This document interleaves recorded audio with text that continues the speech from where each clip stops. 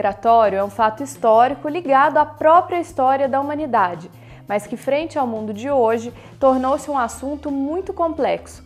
Com o livro Refugiados e Migrações no século XXI, Direitos Fundamentais e Relações Internacionais, o professor Jorge Luiz Miali é o convidado do programa de hoje. Professor, muito obrigada por sua presença aqui ao nosso programa hoje. Para a gente iniciar a nossa conversa, acredito que seja importante esclarecer a diferença entre esses dois grupos de migrantes e refugiados. O migrante, de forma geral, é uma pessoa que busca melhores condições de vida fora do seu país. Os migrantes econômicos são aqueles que não são perseguidos por razões políticas, razões religiosas, razões de gênero, né? Eles buscam simplesmente uma vida melhor. Enquanto os refugiados são aqueles definidos na Convenção das Nações Unidas para o Estatuto do Refugiado, que é de 1951, que diz claramente que os refugiados são aquelas pessoas que são, de fato, perseguidas. Então, se encaixam naquelas condições de terem que se deixar seus países de origem por conta justamente de problemas políticos, de guerras, ou mesmo de questões referentes a revoluções, enfim, conflitos internos que obrigam essas pessoas a saírem do seu país, mesmo porque não têm condições de viverem nos seus países de origem, porque fazem parte de grupos minoritários, por exemplo, religiosos. Então, uma minoria religiosa acaba sendo perseguida nesse país e acaba tendo que justamente pedir refúgio em outro país. Então, é basicamente isso. O Brasil é um país acolhedor desses dois grupos, né, tanto de migrantes quanto de refugiados? Sim. Durante o momento em que o Brasil vivia o desenvolvimento econômico mais intenso, evidentemente que a própria imagem do Brasil lá fora era, na verdade, um atrativo para esses grupos, né? Então, vamos pegar o exemplo dos haitianos, particularmente. Os haitianos, eles vieram para o Brasil, logicamente, motivados também pelo terremoto que aconteceu naquele país, mas vieram também motivados pelo fato de o Brasil participar de uma missão das Nações Unidas, na verdade ser o condutor de uma missão das Nações Unidas para a estabilização do Haiti, onde o Brasil permaneceu por mais de 10 anos. Então, de certa forma, o contato que eles tinham com a realidade brasileira era a partir das nossas tropas no Haiti. Então eles se viram, digamos assim, motivados a deixarem os seus países e buscarem uma vida melhor no Brasil. Perceberam que a situação não era tão simples assim, tanto que esse fluxo migratório já foi revertido para outros países. Agora eles estão indo mais para o Chile e para outros países da América Latina, né? Ou mesmo os Estados Unidos, que continuam sendo, evidentemente, o país que mais atrai os haitianos. Então, o Brasil, sim, continua recebendo mais migrantes econômicos, mas uma proporção menor por conta da atual crise econômica que nós estamos vivendo. No que diz respeito à questão dos refugiados, houve também um crescimento, principalmente de sírios, obviamente, por conta do conflito lá na Síria, mas também de outros grupos, principalmente da África, né? Agora, obviamente que o que acontece é que há uma procura maior por países onde existe uma estabilidade, digamos assim, econômica para essas pessoas poderem se desenvolver. Então, o Brasil também, de certa forma, continua sendo, digamos, uma opção, mas uma segunda opção. Normalmente existem outras opções. E mesmo porque a distância entre esse país de conflito e o Brasil é extremamente longa, então, obviamente, os investimentos feitos também para se chegar ao Brasil não são pequenos, né? Então, são as pessoas que, de fato, têm recursos financeiros para fazer nessa viagem e mais, né? São pessoas que têm uma alta qualificação normalmente, são pessoas que têm, pelo menos, o nível médio e muitos nível superior, inclusive pós-graduação. Então, de fato, são pessoas qualificadas e com um poder aquisitivo razoável nos seus países de origem, que deixaram de ter por conta desses conflitos, né? Muitas vezes chegam ao Brasil, em outros países, né, sem ter acesso a esse mercado de trabalho, de acordo com a sua remuneração, né, a sua capacitação, e muitos ainda vivem em situações análogas ao trabalho escravo. Sim. Como os países, a legislação lida com essa questão também? Esse é um dos maiores problemas, de fato, né, porque além do trabalho escravo entre os brasileiros, agora a gente percebe também que há uma exploração dessa mão de obra estrangeira pelo desconhecimento dos seus próprios direitos. Inclusive, nós tivemos aí duas ex-alunas do mestrado em Direito da Unimep, que prepararam o ano passado uma cartilha de direitos fundamentais e direitos trabalhistas para orientar os refugiados e os migrantes a terem assim uma noção básica dos seus direitos e não se deixarem vitimizar, né, por esse processo que infelizmente vem ocorrendo com uma certa frequência. Né? É porque eles não estão nos países de origem que eles deixam de ter direitos como cidadãos. Muito né? pelo contrário, a Constituição brasileira garante aos brasileiros e aos estrangeiros residentes no país todo o rol de direitos elencados na Constituição. Então, evidentemente, não é pelo fato deles serem estrangeiros ou refugiados que eles não têm os direitos, muito pelo contrário. A nova lei de imigração, inclusive, que deverá entrar em vigor a partir do mês que vem, ela basicamente equipara os direitos dos brasileiros aos dos estrangeiros, apesar da denominação da lei ser lei de migrações e não mais lei de estrangeiro como era até anteriormente, até recentemente, né? A lei era de 1980, o Estatuto do Estrangeiro. Então ele foi revogado por essa lei de migrações, que dá um tratamento diferenciado, inclusive é uma das legislações mais avançadas do mundo em relação a isso, se comparado, por exemplo, com Europa e Estados Unidos. Uhum. E professor, aproveitar que a gente está falando dessa questão, acredito que seja importante a gente quebrar um preconceito de que existe as pessoas associarem, né, migrantes, refugiados a terrorismo, criminalidade. Não é bem assim, com certeza, né? Daniele, realmente aí é a demonstração da ignorância mesmo das pessoas, né? Porque imaginam vocês, as pessoas terem que abandonarem a sua vida, né?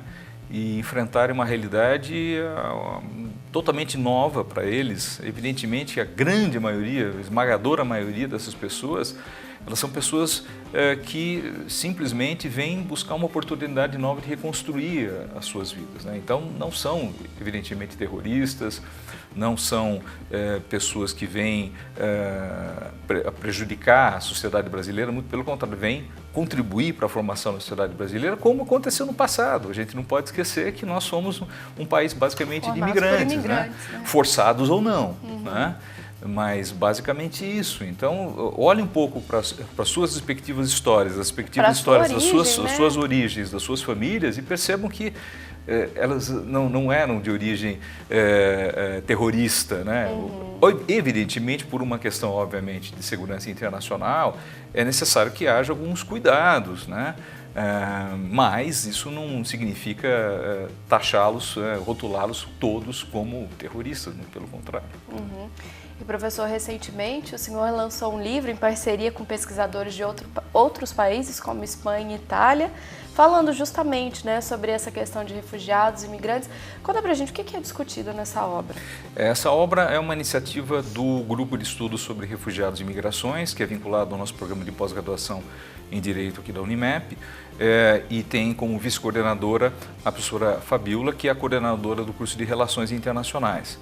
Então, durante praticamente 2 anos, nós colhemos as contribuições tanto de alunos quanto de professores de graduação e de pós-graduação, e também com a coordenação de um colega nosso da Espanha, o professor Álvaro Sanches Bravo, que é da Universidade de Sevilha e que tem um convênio aqui conosco, inclusive na Unimep. Esses professores se organizaram em torno de temas gerais, né, especificamente voltados para a questão dos refugiados, direito dos refugiados e dos migrantes, nas respectivas capacitações. Então, os europeus, lógico, têm uma visão mais próxima do fenômeno, principalmente vindo da África e da Síria, e nós aqui no Brasil mais em contato com os migrantes, principalmente os haitianos. Então, basicamente, nós temos 2 grupos de artigos. Os artigos dos nossos colegas italianos e espanhóis voltados mais para a questão europeia, e os artigos dos brasileiros trabalhando com a questão justamente da garantia dos direitos desses migrantes, notadamente dos haitianos aqui no Brasil. Essa obra... É um desafio para a área do direito ajudar a esses grupos, né, na melhoria de condições?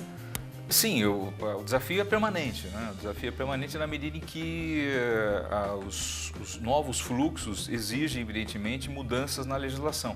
O direito ele é movido a partir das demandas da sociedade. Então, das ciências sociais, o direito é a que vai sempre atrás do fenômeno social. O fenômeno social dispara na frente, o direito, a passos de tartaruga, vai tentando regulamentar essa situação, mas o desafio é permanente. Constante, né? Legal dessa obra porque ele é uma atividade interdisciplinar, né? Envolveu o curso de Direito e Relações Internacionais. E quais foram as contribuições de ambos os cursos aí nesse projeto? No âmbito de Relações Internacionais, como estava dizendo, basicamente analisando os fluxos de haitianos, principalmente aqui na nossa região. A professora Fabiola, por exemplo, fez um belíssimo trabalho sobre os migrantes em Santa Bárbara do Oeste, né?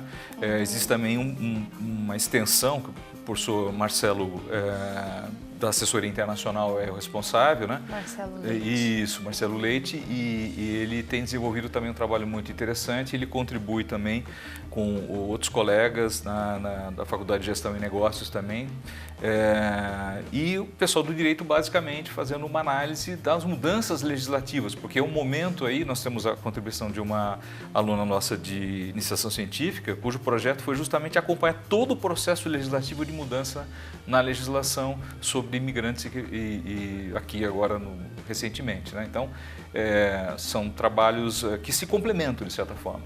Quem quiser ter acesso a essa obra?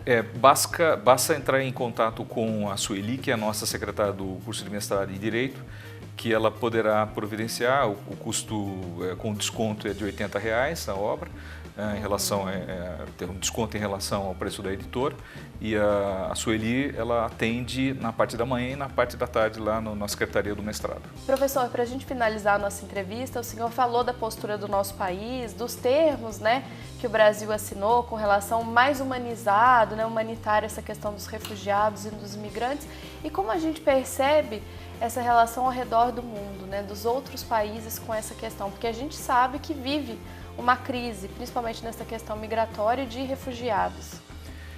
Infelizmente, nos demais países não é o que a gente observa, né? Quer dizer, muito pelo contrário, né? Vejo nos Estados Unidos, não preciso nem fazer mais comentários a respeito, né?